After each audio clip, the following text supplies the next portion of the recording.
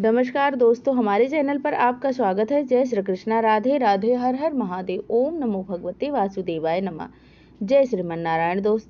दोस्तों आज हम सुनेंगे बृहस्पतिवार व्रत कथा। आइए चलिए सुनते हैं बृहस्पतिवार व्रत कथा। भारत और उसमें एक प्रतापी और दानी राजा राज्य करता था। वह नित्य गरीबों और ब्राह्मणों की सहायता किया करता था और यह बात उसकी रानी को अच्छी नहीं लगती थी। वह न ही गरीबों को दान देती थी, न ही भगवान के पूजन किया करती थी। वह राजा को भी दान देने से मना किया करती थी। एक दिन राजा शिकार खेलने के लिए वन गए हुए थे। रानी महल में अकेली थी। उसी समय बृहस्पति देव वेश में राजा के महल में भिक्षा लेने के लिए आए। भिक्षा मांगी तो रानी ने भिक्षा देने से इनकार कर दिया और कहा, साधु महाराज, मैं तो न दान पुण्य से तंग आ गई हूँ। मेरे पति सारा दिन धन लुटाते रहते हैं और मेरी इच्छा है कि हमारा सारा धन नष्ट हो जाए, फिर न रहेगा बांस न बाजेगी बांसुरी। साधु ने कहा कि देवी, तुम तो बड़ी विचित्र हो। धन संतान तो सभी चाहते हैं, पुत्र और लक्ष्मी तो पापी के घर भी होनी चाहिए। यदि तुम्हारे पास इतना धन है तो भूखों को भोजन कराओ, प्यासों को लिए प्याऊ बनवाओ, मुसाफिरों के लिए धर्मशालाएं खुलवाओ। जो निर्धन अपनी कुंवारी कन्याओं का विवाह नहीं कर सकते उनका विवाह करा दो। और ऐसे कई काम हैं जिनके करने से तुम्हारा यश लोक परलोक में फैलेगा। परंतु रानी पर उपदेश का कोई प्रभाव नहीं पड़ा। वह बोली, महाराज आप मुझे कुछ मत समझाएं। मैं ऐसा धन नहीं चाहती जो हर जगह बांटती फिरूं। साधु ने उत्तर दिया कि यह तुम्हारी ऐसी इच्छा है तो तथास्तु। तुम ऐसा करना कि बृहस्पतिवार को घर लीपना, पीली मिट्टी से अपना सिर धोना, सिर धोकर भट्ठी चढ़ाना और कपड़े धोना। ऐसा करने से आपका सारा धन नष्ट हो जाएगा। इतना कहकर वह साधु महाराज वहां से अलोप हो गए और साधु के अनुसार कही बातों को पूरा करते हुए रानी को केवल 3 बृहस्पतिवार ही बीते थे कि उनकी समस्त धन संपत्ति नष्ट हो गई। भोजन के लिए राजा का परिवार तरसने लगा। तब एक दिन राजा ने रानी से बोला कि हे रानी, तुम यहीं रहो, मैं दूसरे देश जाता हूँ, क्योंकि यहाँ पर सभी लोग मुझे जानते हैं, इसीलिए मैं कुछ छोटा कार्य नहीं कर सकता।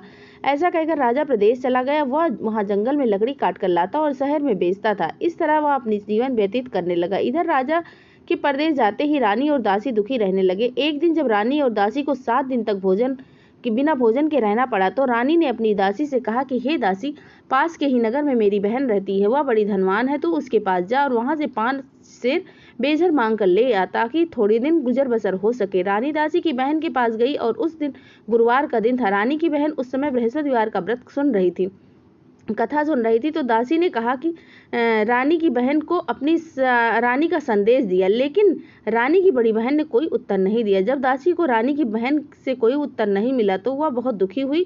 उसे क्रोध भी आया। दासी ने वापस आकर रानी को अपनी सारी बात बताई। रानी सुनकर अपने भाग्य को कोसा। उधर रानी की बहन ने सोचा कि मेरी बहन की दासी आई थी, परंतु मैं तो उससे नहीं मिली, इससे वह बहुत दुखी हुई होगी। कथा सुनकर और पूजन समाप्त करके उसकी बहन अपनी बहन के घर चली गई और कहने लगी, हे बहन, मैं बृहस्पतिवार का व्रत कर रही थी, तुम्हारी दासी मेरे घर आई थी, परंतु जब तक कथा होती है तब तक ना हम लोग उठते हैं ना ही कुछ बोलते हैं, इसीलिए मैं तुमसे नहीं बोली। कहो दासी, तुम क्यों आई थी? रानी बोली, बहन, तुमसे क्या छिपाऊं, हमारे घर में खाने तक को अनाज नहीं है। ऐसा कहते कहते रानी की आंखें भर आई। उसने दासी समेत पिछले 7 दिनों तक भूखे रहने की बात अपनी बहन को विस्तार पूर्वक सुना दी। रानी की बहन बोली, देखो बहन, भगवान बृहस्पति देव सबकी मनोकामना पूर्ण करते हैं। देखो, शायद तुम्हारे घर में अनाज पड़ा ही हो। पहले तो रानी को विश्वास नहीं हुआ, पर बहन के आग्रह करने पर उसने अपनी दासी को अंदर भेजा तो वहां सचमुच अनाज से भरा एक घड़ा मिला।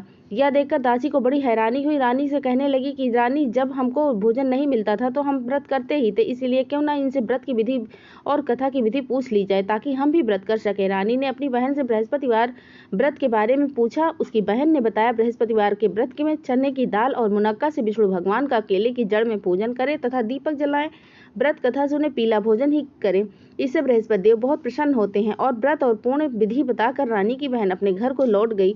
7 दिन बाद जब गुरुवार आया तो रानी और उसकी दासी ने व्रत रखा, घुड़साल में जाकर चना गुड़ बिन लाई, फिर उसे केले की जड़ से तथा विष्णु भगवान का पूजन किया। अब पीला भोजन कहाँ से आए? इस बात से लेकर दोनों दुखी हुए थे, क्योंकि उन्होंने व्रत रखा था, इसीलिए बृहस्पति देव उनसे प्रसन्न थे। इसीलिए वह साधारण व्यक्ति का रूप धारण करके 2 थालों में सुंदर पीला भोजन दासी को दे गए। भोजन पाकर दासी बहुत प्रसन्न हुई और फिर रानी के साथ मिलकर भोजन ग्रहण किया। इसके बाद वे सभी गुरुवार का व्रत और पूजन करने लगी। बृहस्पति व भगवान की कृपा से उनके पास धन संपत्ति आ गई, परंतु रानी फिर से पहले की तरह ही आलस्य करने लगी। तब दासी बोली, देखो रानी, तुम पहले भी इसी प्रकार से आलस्य करती थी, तुम्हें धन रखने में बहुत कष्ट होता था, इस कारण सभी धन नष्ट हो गया, और अब जब भगवान बृहस्पति देव की कृपा से हमें धन मिला है तो फिर से तुम्हें आलस्य आ रहा है। रानी को समझाते हुए दासी कहती है कि बड़ी मुसीबतों के बाद हमने यह धन पाया है, इसीलिए हमें दान पुण्य करना चाहिए। भूखे मनुष्यों को भोजन करवाओ शुभ कार्यों में धन को खर्च करो, जिससे तुम्हारे कुल का यश बढ़ेगा, स्वर्ग की प्राप्ति होगी और पृथ्वी भी प्रसन्न होगी। दासी की बात सुनकर रानी अपनी धन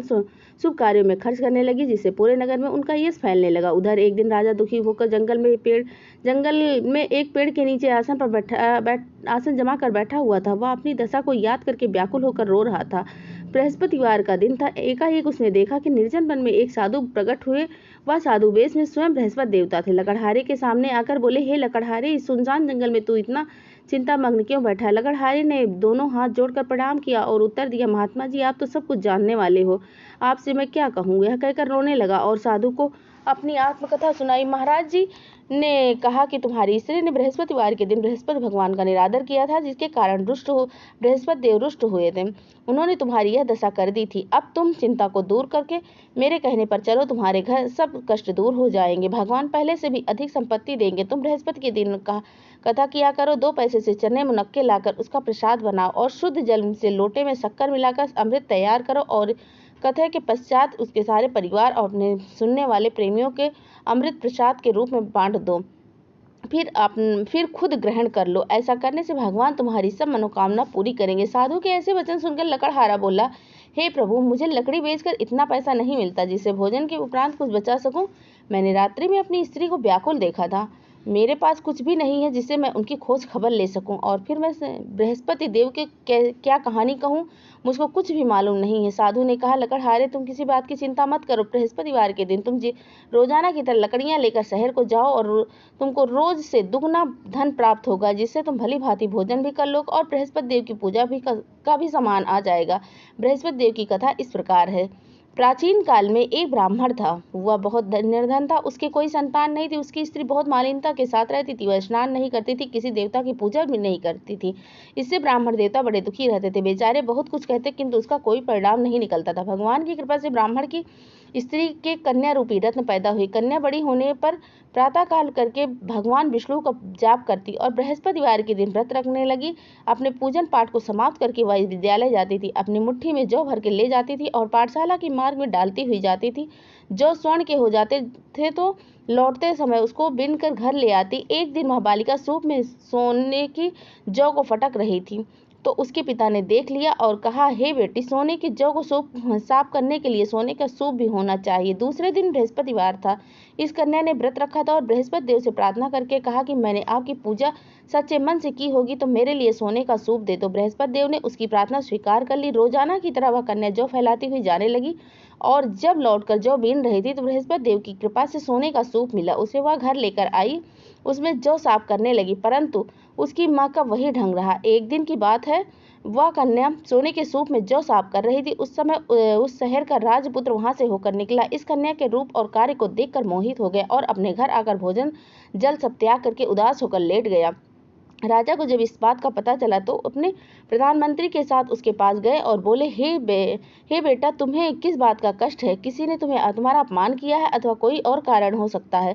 मैं वही कार्य करूंगा जो तुम्हें प्रसन्नता होगी। अपने पिता की राजकुमार ने बातें सुनी तो वह बोला, मुझे आपकी कृपा से किसी बात का कोई दुख नहीं है, ना ही किसी ने मेरा अपमान किया है, परंतु मैं उस लड़की से विवाह करना चाहता हूँ जो सोने के सूप में जौ साफ कर रही थी। और वह यह सुनकर राजा आश्चर्य में पड़ गया और बोला, बेटा, इस तरह की कन्या का पता तुम ही लगाओ, मैं उसके साथ तेरा विवाह अवश्य करवा दूंगा। तब राजकुमार ने उसका लड़की के घर का पता लगाया।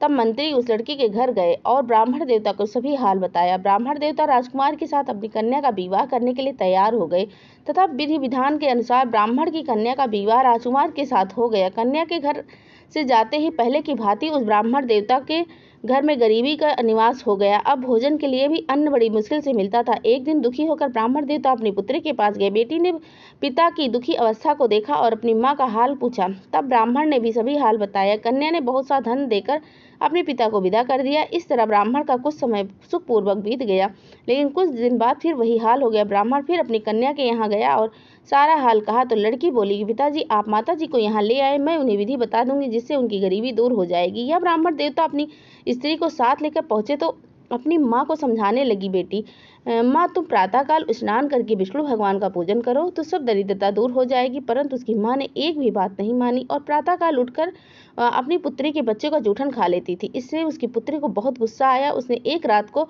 एक कोठरी में सारा सामान निकाल दिया और अपनी माँ को उसमें बंद कर दिया। प्रातः उसमें से निकाला और स्नान आदि करवा के पूजा पाठ करवाया तो उसकी माँ की बुद्धि ठीक होने लगी। इसके बाद वह नियम से पूजा पाठ करती रही। प्रत्येक बृहस्पतिवार को व्रत करने लगी।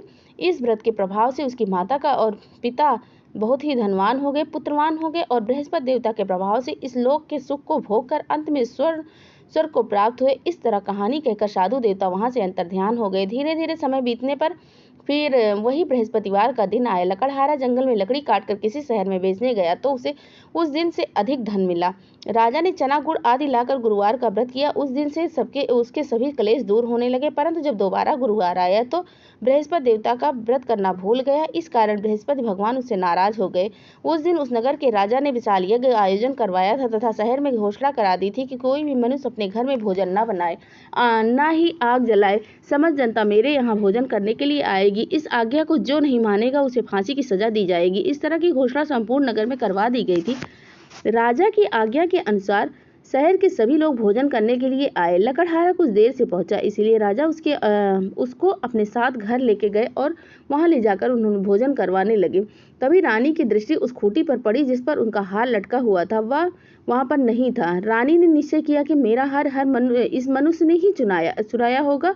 उसी समय सिपाहियों को बुलाकर उसको कारागार में डलवा दिया। जब लकड़हारा कारागार में पड़ गया तो बहुत दुखी होकर विचार करने लगा कि न जाने कौन से पूर्व जन्म के कर्म हैं, मुझे यह दुख देखना पड़ रहा है। उसी समय साधु को याद करके रोने लगा जो जंगल में मिले थे। उसी समय तत्काल बृहस्पति देव साधु के रूप में प्रकट हुए और उसकी दशा को देखकर कहने लगे कि अरे मूर्ख, तूने बृहस्पति देवता की कथा नहीं करी, इस कारण तुझे दुख प्राप्त हुआ है। अब चिंता मत कर, बृहस्पतिवार के दिन कारागार के दरवाजे पर 4 पैसे पड़े मिलेंगे, उनसे तू बृहस्पति देव की पूजा करना और तेरे सभी कष्ट दूर हो जाएंगे। बृहस्पतिवार के दिन उसे 4 पैसे पड़े मिले। लकड़हारे ने कथा कही। उसी रात को बृहस्पति देव ने उस नगर के राजा को स्वप्न में कहा, हे राजा, तुमने जिस आदमी को कारागार में बंद कर दिया है वह निर्दोष है, वह राजा है, उसे छोड़ दो। रानी का हार उसी खूंटी पर टंगा है और अगर तू ऐसा नहीं करेगा मैं तेरे राज्य को नष्ट कर दूंगा। इस तरह रात्रि के स्वप्न को देखकर राजा प्रातःकाल उठा और खूंटी पर हार देकर लकड़हारे को बुलाया, क्षमा मांगी और लकड़हारे को योग सुंदर वस्त्र आभूषण देकर विदा कर दिया। बृहस्पति देव की आज्ञा के अनुसार लकड़हारा अपने नगर को चल दिया। राजा जब अपने नगर को निकट पहुंचा तो उसे बड़ा आश्चर्य हुआ। नगर में पहले से भी अधिक बाग बगीचे, तालाब, कुएं, बहुत सारी धर्मशालाएं, मंदिर आदि बन गए थे। राजा ने पूछा, यह किसका बाग है और धर्मशाला है? तब नगर के सभी लोग कहने लगे कि यह सब रानी और दासी ने बनवाया है। राजा को बड़ा आश्चर्य हुआ और गुस्सा भी आया। जब रानी ने यह खबर सुनी कि राजा आ रहे हैं, उन्होंने दासी से कहा कि हे दासी, देख राजा हमको कितनी बुरी हालत में छोड़ के गए थे, हमारी ऐसी दशा देखकर कहीं वो लौट न जाए, इसीलिए तू दरवाजे पर खड़ी हो जा। आज्ञा के अनुसार दासी दरवाजे पर जाकर खड़ी हुई। राजा आए, उन्हें अपने साथ लेकर आई। तब राजा ने क्रोध करके अपनी रानी से पूछा कि यह धन तुम्हें कैसे प्राप्त हुआ? तब उन्होंने कहा कि हमें यह सब धन बृहस्पति देव की कृपा से, उनके व्रत के प्रभाव से प्राप्त हुआ है। तब राजा ने निश्चय किया कि 7 रोज बाद सभी बृहस्पति देव का पूजन करते हैं, परंतु मैं प्रतिदिन दिन में 3 बार कहानी कहूंगा, रोज व्रत किया करूंगा। राजा अब हर समय दुपट्टे में चने की दाल बांधे रहता था और 3 बार दिन में कहानी कहता। एक रोज राजा ने विचार किया, चलो अपनी बहन के यहाँ हो आए। इस तरह वो निश्चय करके राजा घोड़े पर सवार होकर अपनी बहन के यहाँ चलने लगा। मार्ग में उसने देखा कि कुछ आदमी एक मुर्दे को लिए जा रहे थे। उन्हें रोक कर राजा कहने लगा कि अरे भाइयों, बृहस्पति देव की कथा सुन लो। वह बोला, हमारा तो आदमी मर गया है, इसको अपनी कथा की पड़ी है। परंतु कुछ आदमी बोले कि अच्छा कहो, हम तुम्हारी कथा भी सुनेंगे। राजा ने दाल निकाली और जब कथा आधी हुई तो मुर्दा हिलने लगा और जब कथा समाप्त हो गई तो राम राम करके मनुष्य उठकर खड़ा हो गया। आगे मार्ग में उसे किसान के खेत में हल चलाते हुए किसान मिला। राजा ने उससे देखकर बोला, अरे भैया, तुम मेरी बृहस्पतिवार की कथा सुन लो। किसान बोला, जब तक मैं तेरी कथा सुनूंगा तब तक मैं 4 हरैया जोत लूंगा, जा अपनी कथा किसी और को सुनाना। इस तरह राजा आगे जैसे ही चला, राजा के हटते ही बैल पछाड़ खार कर गिर गए और किसान के पेट में भी दर्द होने लगा।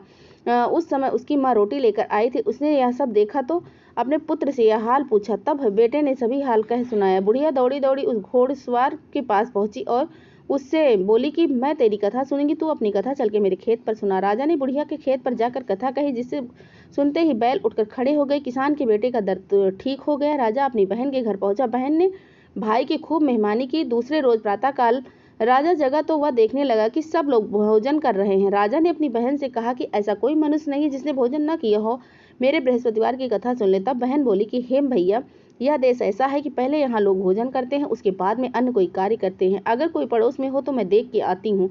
वह ऐसा कहकर देखने चली गई, परंतु उसे कोई ऐसा व्यक्ति नहीं मिला जिसने भोजन न किया हो। वह एक कुम्हार के घर पहुंची जिसका लड़का बहुत बीमार था। उसे मालूम हुआ कि उनके यहाँ 3 दिन रोज से खाना नहीं बना है। रानी ने अपनी भाई की कथा सुनाने के लिए कुम्हार के घर के लिए कहा। वह तैयार हो गया। राजा ने जाकर कुम्हार के घर कथा कही, जिससे सुनकर उसका लड़का ठीक हो गया। अब तो राजा की प्रशंसा होने लगी। एक रोज राजा ने अपनी बहन से कहा कि बहन, अब हम चलेंगे, घर को जाएंगे, तुम भी तैयार हो जाओ। राजा की बहन ने अपनी सास से कहा तो सास ने कहा कि हाँ चली जा, परंतु अपने लड़कों को मत लेके जाना, क्योंकि तेरे भाई की कोई औलाद नहीं है। बहन ने अपने भैया से कहा कि भैया मैं तो चलूंगी, पर मेरे साथ कोई बालक नहीं जाएंगे। तो राजा बोले कि जब कोई बालक नहीं चलेंगे तो तुम चलकर क्या करोगी। बड़े दुखी मन से राजा अपने नगर को लौट आया। राजा ने अपनी रानी से आकर कहा कि हम निर्वंशी, हमारा मुंह देखने का धर्म नहीं है, कुछ भोजन आज नहीं किया।